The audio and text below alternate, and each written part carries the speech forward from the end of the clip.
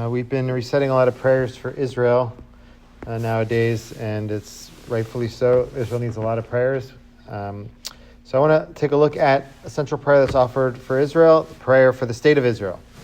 So let's just give a little history, actually understand what it says, and talk a little about the controversy connected to it. So if you want to open up to page 522, 523, that's where the prayer is. While you're doing that, let's offer a little background to the prayer. The prayer was composed. Who composed this prayer? Anybody know? What? No. Alevi Herzog, Rav Yitzhak Alevi Herzog, and Rabbi Ben Zion Uziel. For the most part, is Rav Yitzhak Alevi Herzog, and he sent it to Rav Uziel. He did a few. According to this book I saw, it said he added a pasuk in there. In the Psukim. But overall, as Yitzhak Alevi Herzog, he sent it for editing to whom? To Shai Agnon, to edit. And then this whole controversy started, who actually wrote the prayer, but somebody recently put out a big body of research showing that Shai Agnon only edited it, but he didn't write it. So I have Yitzhak Alevi Herzog. There are many versions of this prayer. Based in this book, he said 60 versions of it that he came across. He put together he amassed this amount of research on this prayer itself, and all the versions of it, and he came up with 10,000 documents altogether connected to this. So there's a lot history connected to this prayer, and if you open up different prayer books, there's different versions of it. But this is somewhat of a standard version of it. Another interesting fact is in Israel, only 40% of the prayer books have this prayer. One of the reasons is Ovadia Yosef, former chief rabbi, the Sephardic chief rabbi of Israel, said that he wouldn't give his haskamas, approbation to a book, to a cedar that had it. But he would give it. And he also wouldn't give it unless it had the prayer for the soldiers. So he just kind of wanted to replace this prayer with the prayer for the soldiers. And that's one of the reasons why many of the Sidurim don't have it. We'll speak about why that is in just a moment. The melody that we know, Avinu, Avinu, that was composed later. The original version of the prayer is composed 1948, 1949. But the composition of the song is 1988 by Asal Zim. And then it became popular because it was sung by the chief cantor of the Israel Defense Forces. Yeah. So he's the one who kind of popularized it by singing it as a tribute to fallen soldiers. So that's kind of a little bit the history of the prayer. Let's just take a look at what the prayer says.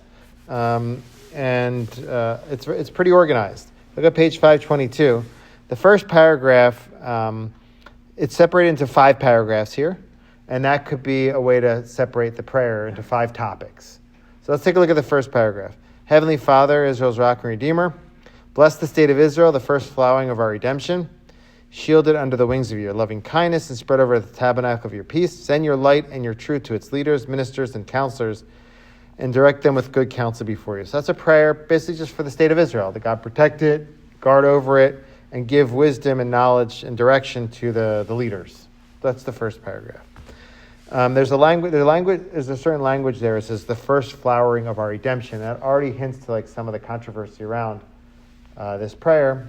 There's really two elements of controversy. One is this is a statement that the land of Israel right now, what's going on, is really part of the redemption process. You're saying it's the flowering, the first flowering of the redemption. How do you know that? Who told you that? It could not be. It could be that the redemption is going to come 1,000 years from now. Who told you that? So there are many rabbis who say it is. They have proofs and stuff. Others say, I don't know. Or it can't be because it's... What? Rav Kook said so. Rav Kook for sure said so. And Rav Kook's students say it. But I'm new to you. We love you. But others say that I don't know, they feel like because it's not a holy government, it can't be the beginning of the redemption. That's kind of seems to be where Ovadia Yosef and others come from. Another component of this is why are you praying for the government if the government isn't a holy government. And Rav Shebashamayim wrote an article, a pushback against that, and I'll read that to you at the end of this. Okay, so the second paragraph is strengthen the hands of the defenders of the Holy Land. So this is talking about the soldiers. The first part is the state of Israel, the government, and the leaders. And then it's the soldiers. Strengthen the hands of the defenders of our Holy Land. Grant them deliverance, our God. Crown them with the crown of victory. Grant peace in the land and everlasting joy to its inhabitants. That's the second paragraph. The third paragraph, which you actually don't read in shul, and the fourth paragraph you don't read in shul, actually. The third paragraph speaks about ingathering of the exiles. It talks about us. When they wrote it in Israel, they wrote it about those in the diaspora, saying make sure they have them come back to Israel. Bring in the exiles back into Israel. And so if you read, I'm not going to read, it's kind of a long paragraph. Basically, it brings a pasuk, and multiple pasukim which speak about the process of the exiles returning back to Israel. The fourth paragraph speaks about serving God. So why do we want the redemption? Why is it important? The original version of this had a much more the language was Laman Yishmor Chukecha V'Naser Etzonecha. Basically, it says we should return to the land. Why? So that we guard the Torah. That was changed to kind of more of like more of a inclusive approach, which is basically saying we should follow, like unite our hearts to love you and follow you. But it doesn't say that the whole reason for the ingathering is that we serve God. But it's saying we should be able to find God and serve God. And it says, observe all the words of your Torah. Swiftly send us your righteous anointed one of the house of David to redeem those who long for your salvation. Okay. That language there also of your anointed house of David. Some versions don't have that. It's interesting. I was looking into that. I didn't really get a great answer, but there's still hope.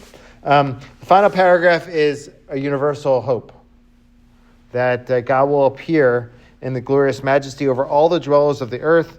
Let all who breathe declare like the Lord God of Israel is king, and his kingship has dominion over all. That's really like the order of the prayer. It's about the state of Israel, about the soldiers, about the exile, and that we should get stronger in Torah. That's the purpose, it seems, according to the original version, is to come closer to the Torah. And the final part is like that there should be a universal blessing to the world. Seems like a little like at the end of Avinu. Yeah, there's a lot of universal themes there in Avinu, for sure. So that's the prayer. So this is what we say when we make the prayer. And I just want to share with you Rabbi Shebashamayim. He wrote an article, a short one, saying why he is proud to recite this prayer, despite the fact that many critique him and they make fun of it because why are you blessing a government that's not following the Torah, etc. He says, no, I have pride in it, and pride usually isn't good, but here it's a good thing. So here's this language. I'm just going to read it to you. It's a nice piece. It's like a few paragraphs. He goes, when the Shliach Tzibor, the prayer leader, recites the prayer for the welfare of the state, that is the happiest moment of my week. When I hear our Father in heaven, Rock of Israel and its Redeemer, I spring up like a coil and do not change a single word. All the arguments in the world make no difference to me. And the more people mock, the more fervently I say the prayer. I feel like standing up and saying to the prayer leader, say it again and again. I feel like rising and kissing him. Even when the state and the government desecrate the sanctity of the Shabbat, I continue to pray for their welfare. And even when they desecrate the holiness of the land, I continue to pray for their peace. So here's one argument. It seems like I'm going to pray for that they get better, they improve. And I will not stop, because this is my state. I have no other, and I love it as it is. And this is my government. Yes, this is my government. And I repeat it 1,000 times. I have harsh criticism of it. I have terrible sorrow because of it. But it's my government. When it is replaced by a better government, I will rejoice greatly. But in the meantime, it is my government. I will continue to pray for it all my heart. And when it's replaced, I will pray for the new government and say, this is my government. And I will proudly proclaim to the whole world, I am no longer a trampled people whose fate is decided by a foreign nation's government. I have a government of my own. Do you hear, nations of the world? I have my own government. I am proud of it. Governments come and governments go, but the pride remains forever. And if someone prints a sticker saying, I recite the prayer for the state of Israel, I will stick it on my bag, on the lapel of my coat. I will wear it with pride. Pride is usually a loathsome trait. But this pride is as pure as a flower that bloomed yesterday. And if, heaven forbid, the state and this government enact laws against our Torah, I will weep much, and I will tell everyone that such laws are null and void like dust. But I will continue to recite the prayer for the state with joy. Some see the shadows, others see the light that precede the shadows. And in truth, if there are shadows, it's a sign that there is light. And that light is so sweet. That's why I recite the prayer for the state. It's a beautiful, I think it's a beautiful piece. There's two other arguments in here, is that he's seeing that there's like the light within the darkness. So he's really open to see like this is an earlier stage. We're not there yet. And also the fact that like we have to thank God for partial kindnesses. The idea that he has a government and that we can be safe from like our enemies. We have our own government. So that's his piece, and that's the prayer for the government.